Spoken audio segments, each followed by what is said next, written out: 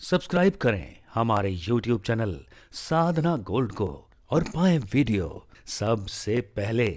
और हाँ, bell icon दबाना ना भूलें। हमारे पास तीन चीजें हैं। पहला है हमारा तन, दूसरा है हमारा धन और तीसरा है हमारा मन। तीन चीजें हैं। भागवत के तृतीय स्कंद के 25वें अध्याय के 15वें श्लोक में यहां कपिल नारायण भगवान कहते हैं कि मन वो चाबी है, अनमोल चाबी है जिससे मोक्ष होता है, और दुनिया वालों को इस चाबी की कीमत ही नहीं पता महाराज।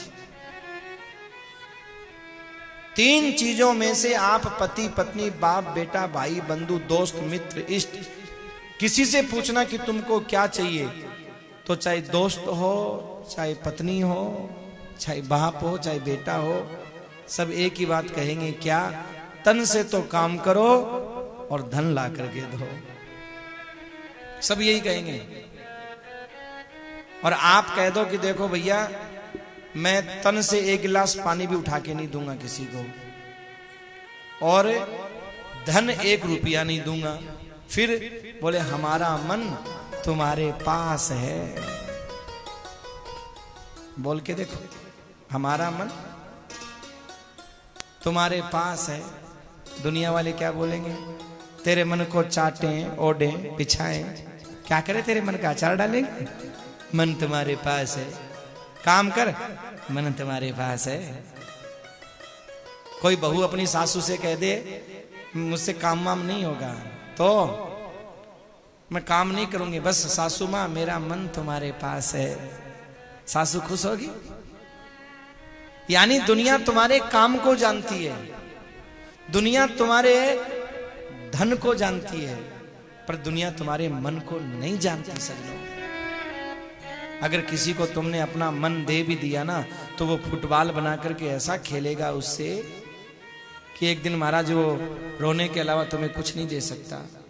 इसलिए भगवान कहते हैं दुनिया को जो चाहिए दे दो, पर जो दुनिया को नहीं चाहिए वो मुझे दे दो।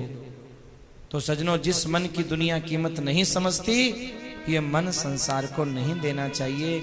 ये मन तो भगवान में रखना चाहिए, और तन से काम दुनिया के लिए करना चाहिए। धन से काम दुनिया के लिए करो, तन से काम दुनिया के लिए करो, पर जब एकांत में बैठो तो अपने ठाकुर से कहो, ठाकुर मैं आपका हूं, आप मेरे हो, मैं आपकी हूं, आप मेरे हो।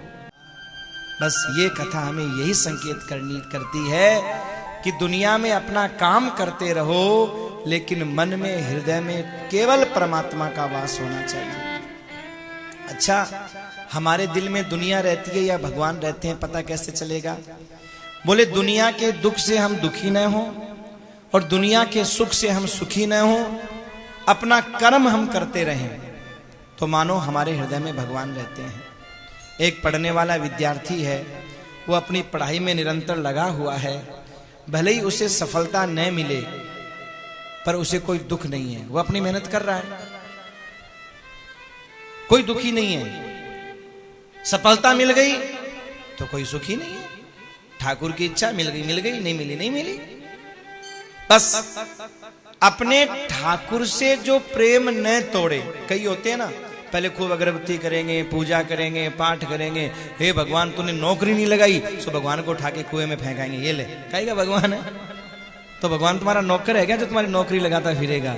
या भगवान तुम्हारा घर बनाता फिरेगा? या भगवान तुम्हारा विवाह, बेटे का विवाह कराते फिरेंगे? हमने तो भगवान को नौकर समझ रखा है। एक लोटा पानी का चढ़ाया और भगवान के सामने लंबी लिस्ट पकड़ा दी, बेटे का विवाह भी कर देना, पोता भी दे देना, 2 करोड़ की लॉटरी भी लगा देना, नौकरी भी लगा देना, छोकरी भी ला देना। भगवान कहते हैं वारे भगत, तेरी भक्ति तो बहुत महंगी पड़ती है। इसलिए भैया ये कथा संकेत करती है कि भगवान के दरबार में जाकर के कभी मांगना मत।